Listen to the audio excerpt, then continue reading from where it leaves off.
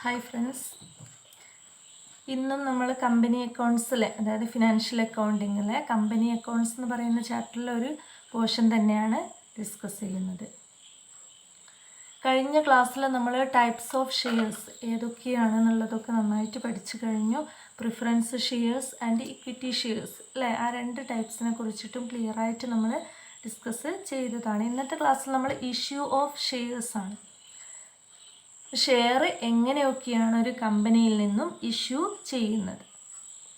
പ്രധാനമായിട്ടും നമ്മൾ first step in commencing business of a company is to raise capital by issuing shares.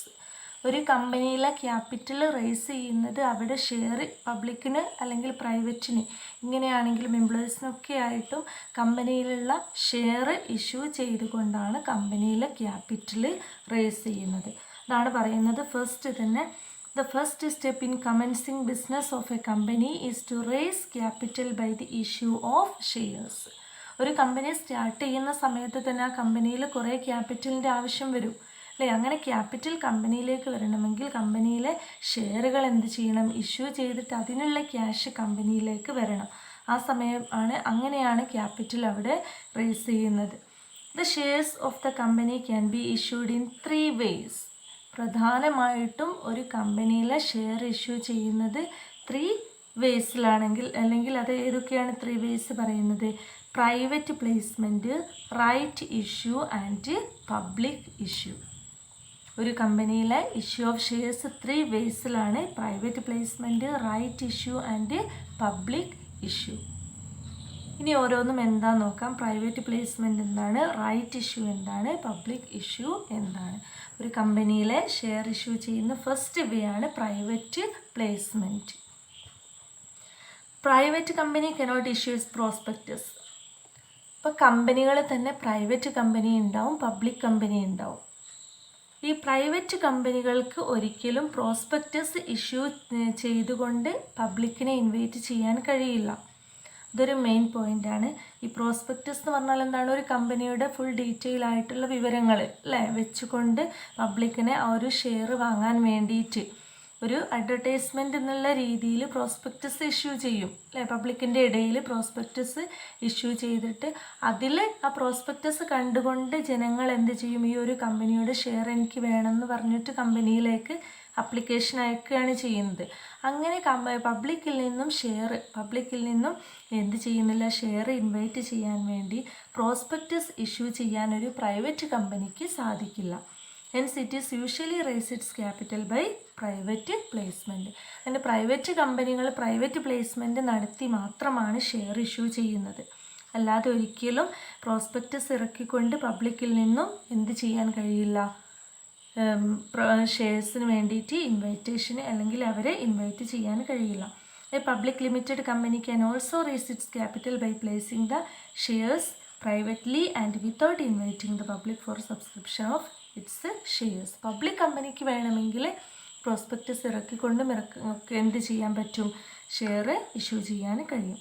Private placement എന്ന് പറഞ്ഞിട്ടുണ്ടെങ്കിൽ it is the issue of securities of a company direct to one investor or a small group of investors.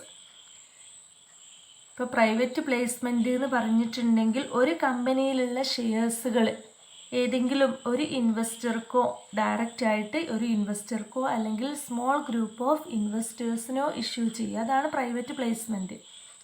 പബ്ലിക്കിന് prospectus ഇറക്കിക്കൊണ്ട് share issue ചെയ്യാതെ ഏതെങ്കിലും ഒരു small group of ഇൻവെസ്റ്റേഴ്സിനോ അല്ലെങ്കിൽ ഏതെങ്കിലും ഒരു ഇൻവെസ്റ്റർക്കോ ഡയറക്റ്റ്ലി കമ്പനിയിലുള്ള ഷെയർ ഇഷ്യൂ ചെയ്യുന്നതിനെയാണ് എന്ത് പറയുന്നത്, പ്രൈവറ്റ് പ്ലേസ്മെൻറ്റ് എന്ന് പറയുന്നത്.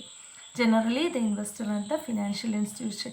സാധാരണയായിട്ടത് ചിലപ്പം ഫിനാൻഷ്യൽ ഇൻസ്റ്റിറ്റ്യൂഷൻസോ അല്ലെങ്കിൽ അതർ എക്സിസ്റ്റിംഗ് കമ്പനീസ് അല്ലെങ്കിൽ selected private persons such as friends, relatives of promoters.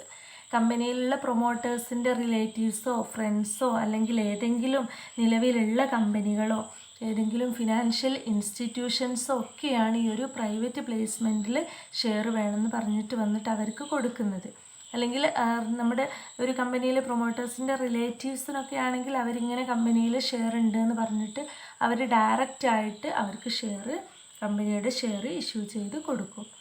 അങ്ങനെ ഒരു പബ്ലിക്കിൽ നിന്നും പ്രോസ്പെക്റ്റസ് ഇറക്കിക്കൊണ്ട് ഇഷ്യൂ ചെയ്യാതെ പ്രൈവറ്റ് ഏതെങ്കിലും ഒരു ഇൻവെസ്റ്റർക്കോ അല്ലെങ്കിൽ എക്സിസ്റ്റിംഗ് കമ്പനികൾക്കോ ഗ്രൂപ്പ് ഓഫ് ഇൻവെസ്റ്റേഴ്സിനോ ഒക്കെ ഡയറക്റ്റ്ലി ഷെയർ ഇഷ്യൂ ചെയ്യുന്നതാണ് പ്രൈവറ്റ് പ്ലേസ്മെൻറ്റ്.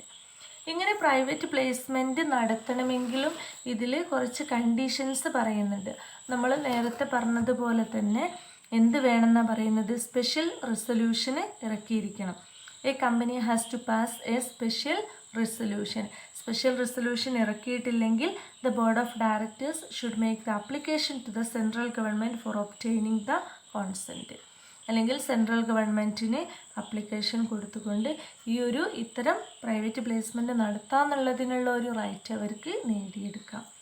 പിന്നെ the share should not be sold for a period of 3 years from the date of allotment. This period is called lock-in period.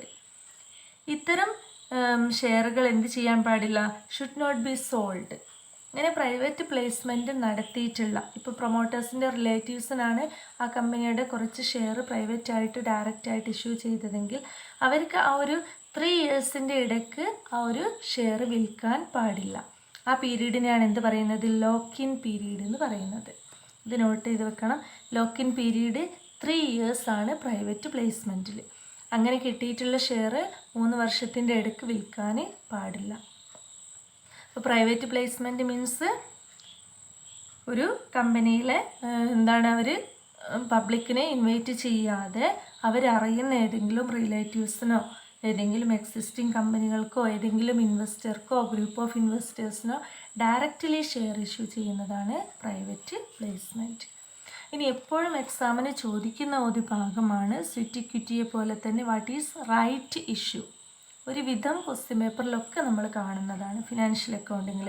എന്താണ് right issue എന്ന് പറഞ്ഞിട്ടുണ്ടെങ്കിൽ, it is a cheap way of raising finance. It is an issue of shares to the existing shareholders in proportion to their existing shareholding.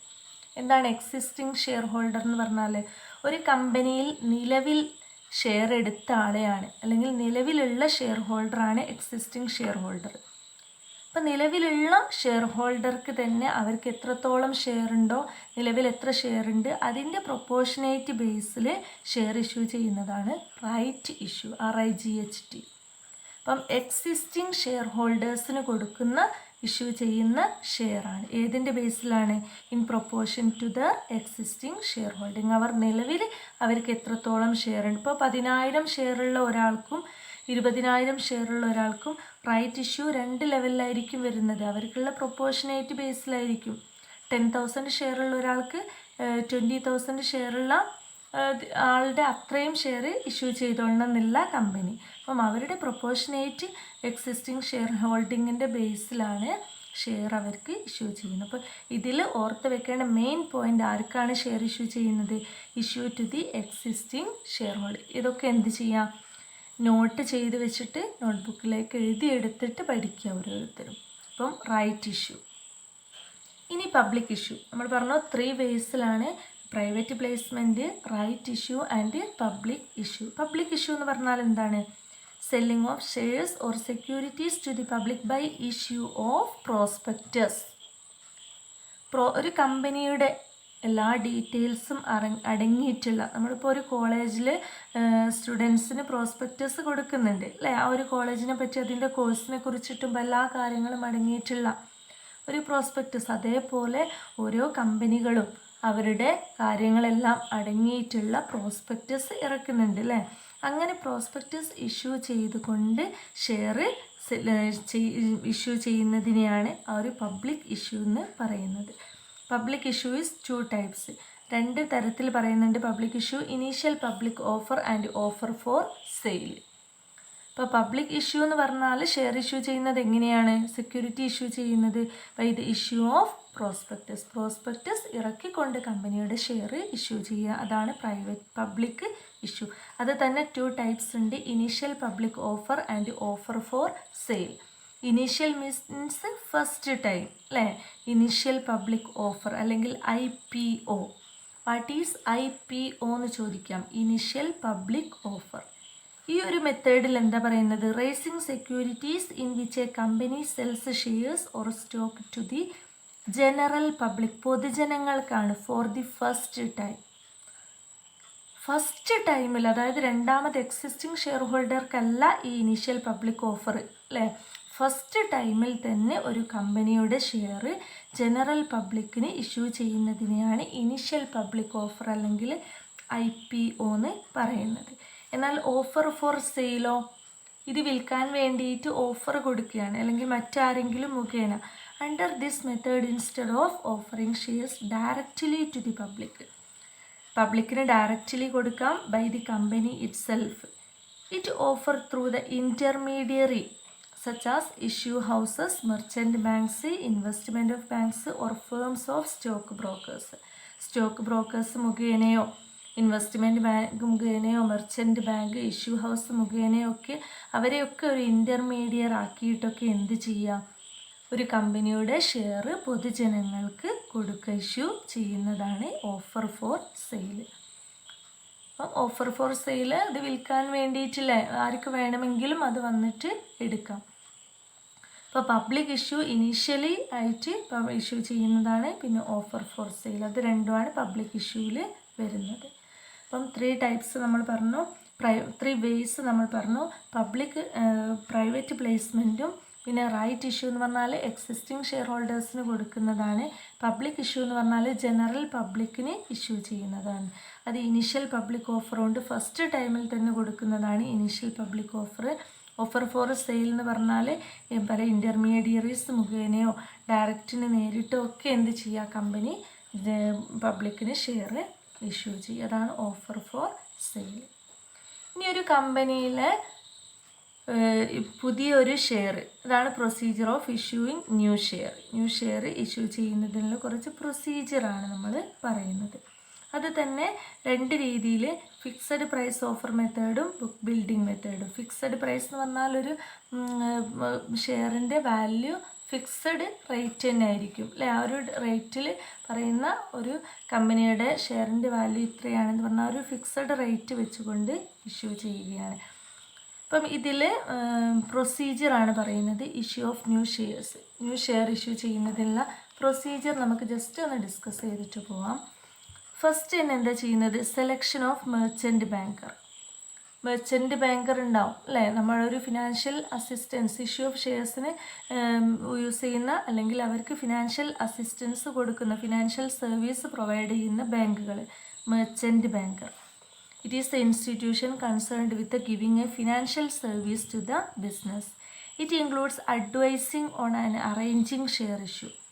ഇത് എന്തിനാണ് അവർ ഈ merchant bank എന്തിനാണ് help ചെയ്യുന്നത്, കമ്പനിയെ share issue ചെയ്യുന്നതിനുള്ള അവരുടെ അറേഞ്ച്മെൻറ്റിനും അഡ്വൈസിനൊക്കെ അവരെ ഹെൽപ്പ് ചെയ്യുന്നുണ്ട്.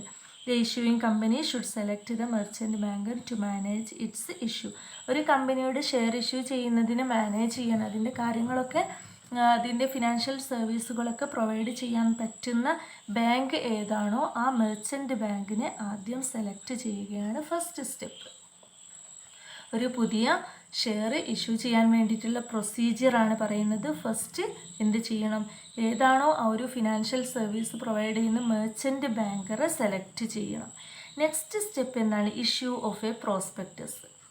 ഒരു പബ്ലിക് കമ്പനി അവരുടെ ഇത് കഴിഞ്ഞിട്ടുണ്ടെങ്കിൽ, അവരുടെ ഇൻകോർപ്പറേഷൻ കഴിഞ്ഞിട്ടുണ്ടെങ്കിൽ അവരുടെ ഷെയർ അഡ്വർടൈസ്മെൻറ്റ് അല്ലേ, ഷെയർ ഉണ്ട്, ഇത്രയൊക്കെ ഷെയർ ഉണ്ട് കമ്പനിക്ക്, ഇങ്ങനെയൊക്കെയാണ് അതിൻ്റെ വാല്യൂ, ഈ കമ്പനികളുടെ ഓരോ ഫീച്ചേഴ്സൊക്കെ വെച്ചുകൊണ്ട് എന്ത് ചെയ്യാം, പ്രോസ്പെക്ടസ് ഇറക്കിയിട്ട് പബ്ലിക്കിന് ഇഷ്യൂ ചെയ്യുക. അതാണ് ഇഷ്യൂ ഓഫ് പ്രോസ്പെക്ടസ്. ഈ പ്രോസ്പെക്ടസ് ഇഷ്യൂ ചെയ്യുമ്പോഴാണ് ഷെയറിന് വേണ്ടിയിട്ട് ആൾക്കാർ പബ്ലിക് ഈ കമ്പനിയിലേക്ക് അപ്ലൈ ചെയ്യുന്നത്. അതാണ് പ്രോസ്പെക്ടസ് ആൻഡ് അഡ്വർടൈസ് ഇൻ ന്യൂസ് പേപ്പേഴ്സിൽ പരസ്യം കൊടുക്കുക, പ്രോസ്പെക്ടസ് ഇറക്കുക, അതൊക്കെയാണ് നെക്സ്റ്റ് സ്റ്റെപ്പ്. പിന്നെ എന്താണ് പ്രോസ്പെക്ടസ് എന്ന് പറയുന്നത്, is an invitation to the പബ്ലിക്കിനെ ഇൻവൈറ്റ് ചെയ്യാണ് കമ്പനിയിലേക്ക് to subscribe to the share capital of the company.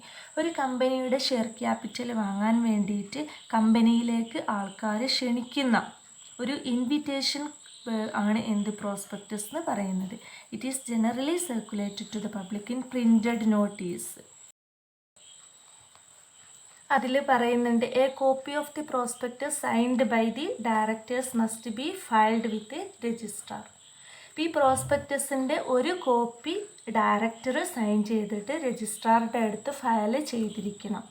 കമ്പനിയുടെ ഒരു പ്രൂഫാക്കിയിട്ട് ഷെയർ ഇഷ്യൂ ചെയ്യുമ്പോൾ അത് കൊടുക്കുന്ന പബ്ലിക്കിന് ഇൻവൈറ്റിങ്ങിന് വേണ്ടിയിട്ട് കൊടുക്കുന്ന പ്രോസ്പെക്ടസിൻ്റെ ഒരു കോപ്പി എന്ത് ചെയ്തിരിക്കണം, ഡയറക്ടേഴ്സ് സൈൻ ചെയ്തിട്ട് രജിസ്ട്രാറുടെ അടുത്ത് ഫയൽ ചെയ്തിരിക്കണം. അപ്പം 2 സ്റ്റെപ്പാണ് പറഞ്ഞിട്ടുള്ളത്. ആദ്യം മെർച്ചൻ്റ് ബാങ്കറെ സെലക്ട് ചെയ്യുക, പിന്നെ പ്രോസ്പെക്ടസ് ഇറക്കണം കമ്പനി. ഇനി നെക്സ്റ്റ് സ്റ്റെപ്പ് എന്താണ് പറയുന്നത് നോക്കാം. അപ്ലിക്കേഷൻ ഫോർ ഷെയർസിന് അപ്ലിക്കേഷൻ കിട്ടും. പ്രോസ്പെക്ടസ് പബ്ലിക്കിന് കിട്ടുന്ന സമയത്ത് പബ്ലിക്ക് എന്ത് ചെയ്യും, പൊതുജനങ്ങൾ എന്ത് ചെയ്യും, ഈ കമ്പനിയുടെ ഷെയർ വേണമെന്ന് പറഞ്ഞിട്ട് അപ്ലൈ ചെയ്യും അല്ലേ. ഇങ്ങനെ അപ്ലിക്കേഷൻ ഫോം അപ്ലിക്കേഷൻ ഫില്ല് ചെയ്തിട്ട് ആർക്കാണോ ഷെയർ വേണ്ടത് അവർ കമ്പനിയിലേക്ക് കൊടുക്കും. അങ്ങനെ കമ്പനിക്ക് എന്ത് കിട്ടും, അപ്ലിക്കേഷൻ കിട്ടും. ഇങ്ങനെ അപ്ലിക്കേഷൻ കിട്ടുമ്പം വെറും അപ്ലിക്കേഷൻ ഫോം ഫില്ല് ചെയ്തത് മാത്രം പോരാ, ആ അപ്ലിക്കേഷൻ്റെ കൂടെ അപ്ലിക്കേഷൻ മണിയും കൂടി സ്വീകരിക്കും കമ്പനി. ഒരു ഷെയറിൻ്റെ വാല്യൂ എത്രയാണോ അതിൻ്റെ 25% കുറയാതെയുള്ള എമൗണ്ടാണ് അപ്ലിക്കേഷനോട് കൂടിയിട്ട് അപ്ലിക്കേഷൻ മണിയായിട്ട് കമ്പനിയിലേക്ക് പബ്ലിക്ക് കൊടുക്കേണ്ടത്. ഇത് ഇവിടെ പറയുന്നുണ്ട് according to SEBI guidelines. SEBI means securities and exchange board of India അല്ലേ. സെബി ഗൈഡ് ലൈൻസിൽ എന്താ പറയുന്നത്, the form must be send along with the application money. അതിൽ പറയുന്നുണ്ട് application money should not be less than 25% of the issue price of the shares. ഒരു കമ്പനിയുടെ ഷെയറിൻ്റെ issue price എത്രയാണോ അതിൻ്റെ 25% കുറയാതെയുള്ള എമൗണ്ട് അപ്ലിക്കേഷനോട് കൂടി അയച്ചിരിക്കണം, അപ്ലിക്കേഷൻ മണിയായിട്ട്.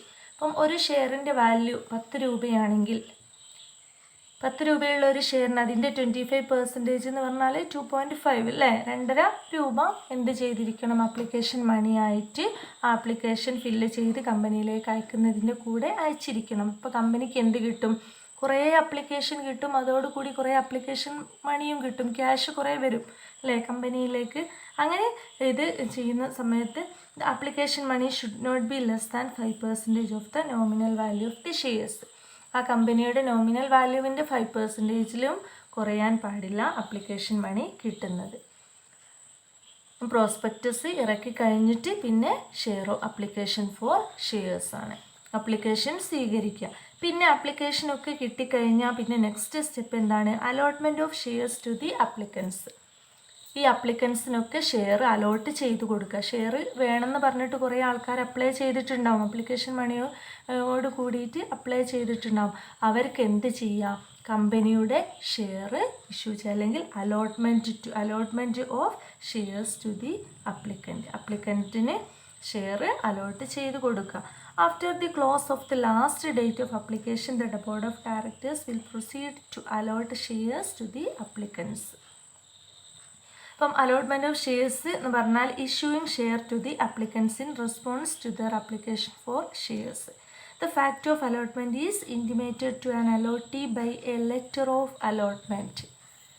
ഇപ്പോൾ 10,000 ഷെയർ വേണമെന്ന് പറഞ്ഞിട്ട് ഒരാൾ കമ്പനിയിലേക്ക് അപ്ലൈ ചെയ്തു, അതിൻ്റെ കൂടെ അപ്ലിക്കേഷൻ മണിയും കൊടുത്തു. അങ്ങനെ ചെയ്യുന്ന ആൾക്ക് എന്ത് ചെയ്യണം, കമ്പനി ഷെയർ കൊടുക്കുകയാണെങ്കിൽ അവർക്ക് ലെറ്റർ ഓഫ് അലോട്ട്മെൻറ്റ്, അവർക്ക് ഷെയർ അലോട്ട് ചെയ്തു എന്നുള്ളതിൻ്റെ ഒരു ലെറ്റർ അവർക്ക് സെൻഡ് ചെയ്ത് കൊടുക്കണം. അങ്ങനെ കിട്ടിക്കഴിഞ്ഞാൽ അവർക്ക് മനസ്സിലാവും ആ കമ്പനിയുടെ ഷെയർ എനിക്ക് കിട്ടി എന്നുള്ളത്, അല്ലെ, കമ്പനി അലോട്ട് ചെയ്ത് തന്നു എന്നുള്ളത്.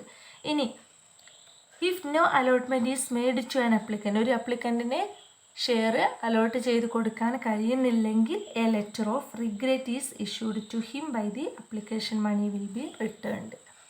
കമ്പനിക്കിപ്പോൾ ആകെ 10,000 ഷെയർ കമ്പനിയുടെ അടുത്ത് ഉള്ളുവെങ്കിൽ ചിലപ്പം 20,000 അപ്ലിക്കേഷനൊക്കെ വന്നെന്ന് വരും അല്ലേ ചില കമ്പനികളിൽ. അങ്ങനെ വരുന്ന സമയത്ത് ഈ എല്ലാവർക്കും കൊടുക്കാനുള്ള ഷെയർ കമ്പനിയിൽ ഉണ്ടാവണമെന്നില്ല. അപ്പം ആർക്കൊക്കെയാണോ ഷെയർ അലോട്ട് ചെയ്ത് കൊടുക്കുന്നത് അവർക്ക് ലെറ്റർ ഓഫ് അലോട്ട്മെൻറ്റ് കൊടുക്കുക. ഇനി ആർക്കെങ്കിലും ഷെയർ അലോട്ട് ചെയ്ത് കൊടുക്കുന്നില്ലെങ്കിൽ അവർ അപ്ലിക്കേഷൻ തരികയും അപ്ലിക്കേഷൻ മണി കമ്പനിയിലേക്ക് തരികയും ചെയ്തു. എന്നാൽ കമ്പനി ഷെയർ അലോട്ട് ചെയ്ത് കൊടുക്കുന്നില്ലെങ്കിൽ എന്ത് ചെയ്യണം, അവർക്ക് ലെറ്റർ ഓഫ് റിഗ്രറ്റ് ഇഷ്യൂ ചെയ്ത് കൊടുക്കണം. അവർക്ക് എന്താണ് റിഗ്രറ്റ് മീൻസ് നിരസിക്കുക അല്ലേ, നിങ്ങൾക്ക് ഷെയർ ഇല്ല എന്ന് പറഞ്ഞിട്ടുള്ള ഒരു ലെറ്റർ. അങ്ങനെ ഷെയർ ഇല്ല എന്ന് പറഞ്ഞിട്ടുള്ള ലെറ്റർ കൊടുക്കുന്നതിനോട് കൂടിയിട്ട് application money will be returned. അവർ അപ്ലിക്കേഷൻ മണി കമ്പനിയിലേക്ക് കൊടുത്തിട്ടുണ്ടാവുമല്ലോ. നമ്മൾ പറഞ്ഞു ആപ്ലിക്കേഷൻ ഫോം ഫില്ല് ചെയ്തത് മാത്രമല്ല കമ്പനി സ്വീകരിക്കുന്നത്, അതിനോടുകൂടി ആപ്ലിക്കേഷൻ ക്യാഷും കൂടി സ്വീകരിക്കുന്നുണ്ട് ആപ്ലിക്കേഷൻ മണിയായിട്ട്. അപ്പോൾ ആ ക്യാഷ് എന്ത് ചെയ്യണം? തിരിച്ച് കൊടുക്കുകയും വേണം, അത് റിട്ടേൺ ചെയ്യുകയും വേണം ലെറ്റർ ഓഫ് റിഗ്രറ്റ് കൊടുക്കുന്നതിനോട് കൂടെ. Now the allotee becomes the shareholder or the member of the company. ഇങ്ങനെ ലെറ്റർ ഓഫ് അലോട്ട്മെൻറ്റ് ആർക്കാണോ കിട്ടുന്നത് അവർ ആ ഒരു കമ്പനിയുടെ ഷെയർ ഹോൾഡറായി മാറിക്കഴിഞ്ഞു. കമ്പനിയിലേക്ക് വരുന്ന ആപ്ലിക്കേഷൻ അനുസരിച്ചിട്ട് എന്ത് ചെയ്യുക? ഷെയർ അലോട്ട് ചെയ്ത് കൊടുക്കുക. അലോട്ട് ചെയ്ത് കൊടുക്കുമ്പം എന്ത് ചെയ്യണം? ലെറ്റർ ഓഫ് അലോട്ട്മെൻറ്റ് കൊടുക്കണം. ഇനി അലോട്ട് ചെയ്ത് കൊടുക്കുന്നില്ലെങ്കിൽ ലെറ്റർ ഓഫ് റിഗ്രറ്റ് ഇഷ്യൂ ചെയ്യണം. അതിനോട് കൂടി കിട്ടിയ ആപ്ലിക്കേഷൻ മണി അവർക്ക് തിരിച്ചു കൊടുക്കുകയും വേണം. ഷെയർ അലോട്ട് ചെയ്ത് കൊടുക്കുന്നില്ലെങ്കിൽ, ഷെയർ അലോട്ട് ചെയ്ത് കൊടുക്കുകയാണെങ്കിൽ അവരെ സംബന്ധിച്ചിടത്തോളം അവർ ആ ലെറ്റർ ഓഫ് അലോട്ട്മെൻറ്റ് കിട്ടുന്നതിനോട് കൂടിയിട്ട് അവർ ആ ഒരു മെമ്പർ ഓഫ് ദി കമ്പനി ആയിട്ട് മാറി. പിന്നെ അലോട്ട്മെൻറ്റ് ഏതൊക്കെ തരത്തിലാണെന്നാണ് പറയുന്നത്. ഫേം അലോട്ട്മെൻറ്റും ഉണ്ടാവും, പ്രിഫറൻഷ്യൽ അലോട്ട്മെൻറ്റും ഉണ്ടാവും.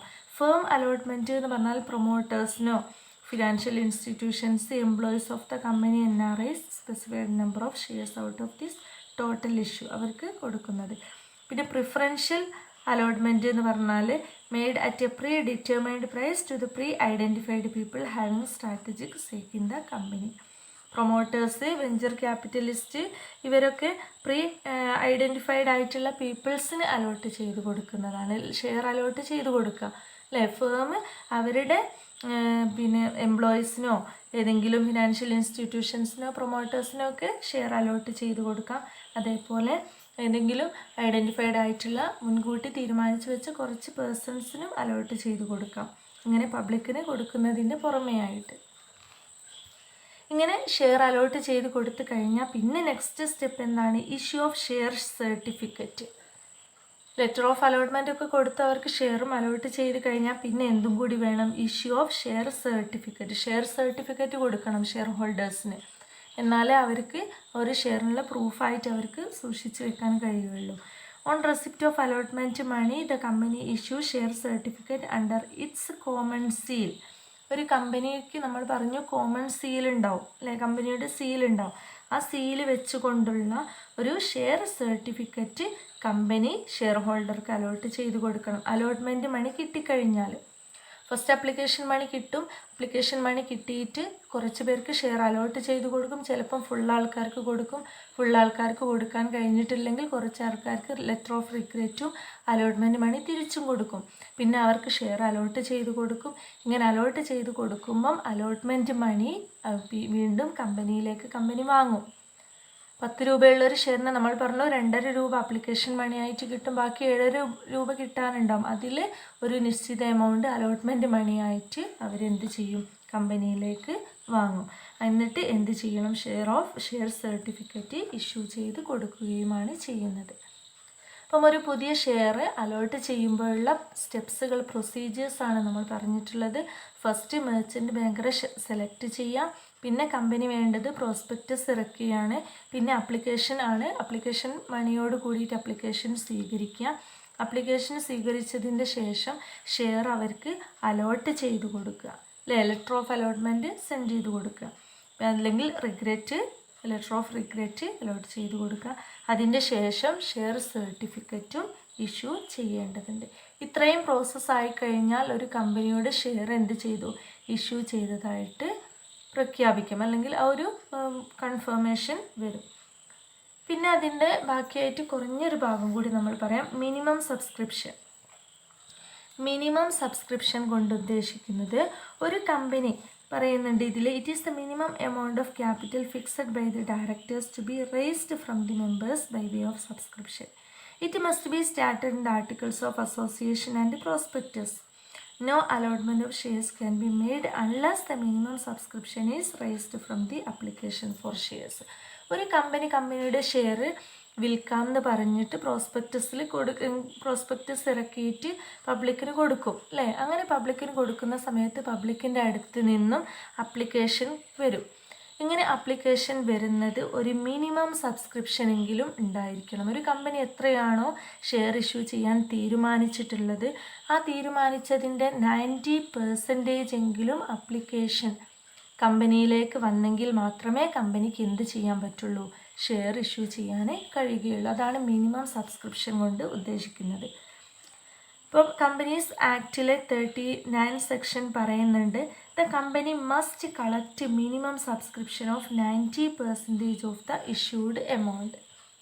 കമ്പനിയിലേക്ക് ഷെയർ വേണമെന്ന് പറഞ്ഞിട്ട് വരുന്നവരുടെ എണ്ണം 90% എങ്കിലും, അതാണ് സബ്സ്ക്രിപ്ഷൻ കൊണ്ട് ഉദ്ദേശിക്കുന്നത്. ആൾക്കാർ സബ്സ്ക്രൈബ് ചെയ്യുന്നത് ആ ഒരു കമ്പനി എത്രയാണോ എമൗണ്ട് അല്ലെങ്കിൽ എത്ര ഷെയർ ആണോ ഇഷ്യൂ ചെയ്യാൻ തീരുമാനിച്ചിട്ടുള്ളത് അതിൻ്റെ 90% കുറയാൻ പാടില്ല. If the company does not receive application money equal to the amount of the minimum subscription, the entire subscription should be refunded to the applicants. അപ്പം അപ്ലിക്കേഷൻ മണിക്ക് ഒരു 90% എങ്കിലും അപ്ലിക്കേഷൻ കമ്പനിയിലേക്ക് വരികയല്ലെങ്കിൽ, കമ്പനിയുടെ കയ്യിൽ ഒരു 20,000 20,000 ഷെയറാണ് കമ്പനി കൊടുക്കാൻ തീരുമാനിച്ചിട്ടുള്ളത്, 10 രൂപ വിലയുള്ള. ഈ 20,000 ഷെയറിൽ ഒരു 10,000 അല്ലെങ്കിൽ 15,000 അപ്ലിക്കേഷനെ കിട്ടിയിട്ടുള്ളുവെങ്കിൽ ആ കമ്പനിക്ക് ഷെയർ ഇഷ്യൂ ചെയ്യാൻ കഴിയില്ല. ആ 20% അല്ലെങ്കിൽ 20,000ൻ്റെ ഒരു 90% എങ്കിലും, ഒരു 18,000, 20,000ൻ്റെ 90% എന്ന് പറഞ്ഞാൽ 18,000, ഒരു 18,000 അപ്ലിക്കേഷനെങ്കിലും കമ്പനിയിലേക്ക് വന്നെങ്കിൽ മാത്രമേ കമ്പനിക്ക് എന്ത് ചെയ്യാൻ പറ്റൂ, ഷെയർ ഇഷ്യൂ ചെയ്യാൻ പറ്റൂ. അല്ലെങ്കിൽ എന്ത് ചെയ്യണം, should be refunded to the applicants, അവർക്ക് റീഫണ്ട് ചെയ്തു കൊടുക്കണം. The amount should be refunded within the 15 days after the date of closure of issue. 15 ദിവസത്തിൻ്റെ ഇടയ്ക്ക് അപ്ലിക്കേഷൻ മണി തിരിച്ച് കൊടുക്കണം എന്നാണ് പറയുന്നത്. അതാണ് മിനിമം സബ്സ്ക്രിപ്ഷൻ കൊണ്ട് ഉദ്ദേശിക്കുന്നത്. മിനിമം സബ്സ്ക്രിപ്ഷൻ 90% ആണ് അല്ലേ. ഇനി 100% ആയാലും കുഴപ്പമില്ല. ഇപ്പോൾ 20,000 ഷെയർ ഇഷ്യൂ ചെയ്യാൻ തീരുമാനിച്ച ഒരു കമ്പനിക്ക് 20,000 അപ്ലിക്കേഷനാണ് വന്നതെങ്കിൽ ഒരു പ്രശ്നവുമില്ല, അവർക്ക് ഫുള്ള് ഇഷ്യൂ ചെയ്ത് കൊടുക്കാം. ഇനി 20,000 ഷെയർ ഇഷ്യൂ ചെയ്യാൻ തീരുമാനിച്ച കമ്പനിക്ക് 25,000 അല്ലെങ്കിൽ 25,000 അപ്ലിക്കേഷൻ മണി കിട്ടിയിട്ടുണ്ടെങ്കിൽ അവർക്ക് 25,000 ഷെയറും ഇഷ്യൂ ചെയ്യാൻ കഴിയില്ല. അവരുടെ കയ്യിലാകെ 20,000 ഉള്ളൂ, 20,000 ഉള്ളൂ. അങ്ങനെ വരുന്ന സമയത്ത് കുറച്ച് പേർക്കുള്ള അപ്ലിക്കേഷൻ എന്ത് ചെയ്യേണ്ടി വരും, തിരിച്ചു കൊടുക്കേണ്ടി വരും. അപ്പം അത് ഓവർ സബ്സ്ക്രിപ്ഷനാണ്. അപ്പം അത് ജസ്റ്റ് ഒന്ന് പറഞ്ഞു പോകുന്നതേ ഉള്ളൂ. നെക്സ്റ്റ് വരുന്നുണ്ട് അണ്ടർ സബ്സ്ക്രിപ്ഷനും ഓവർ സബ്സ്ക്രിപ്ഷനും. അപ്പം മിനിമം സബ്സ്ക്രിപ്ഷൻ കൊണ്ട് ഉദ്ദേശിക്കുന്നത് കമ്പനി ഷെയർ ഇഷ്യൂ ചെയ്യാൻ തീരുമാനിച്ചതിൻ്റെ 90% എങ്കിലും അപ്ലിക്കേഷന് കമ്പനിയിലേക്ക് വരണം എന്നുള്ളതാണ്. അത് ഓർത്ത് വെക്കുക.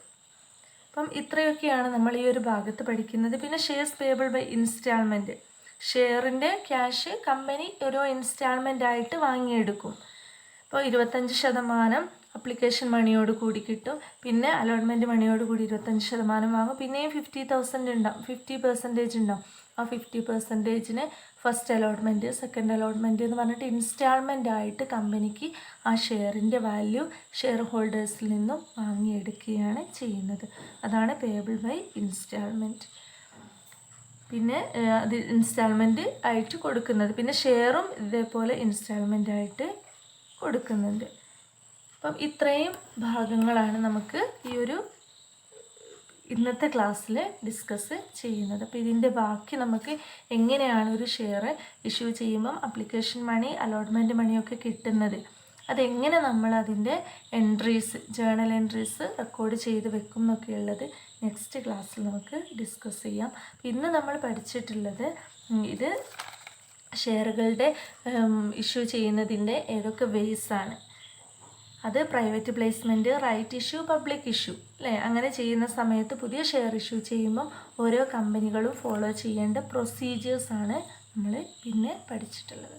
അപ്പോൾ നെക്സ്റ്റ് ക്ലാസ്സിൽ നമുക്കിതിൻ്റെ കണ്ടിന്യൂഷന് വരുന്നുണ്ട്. ഓക്കെ.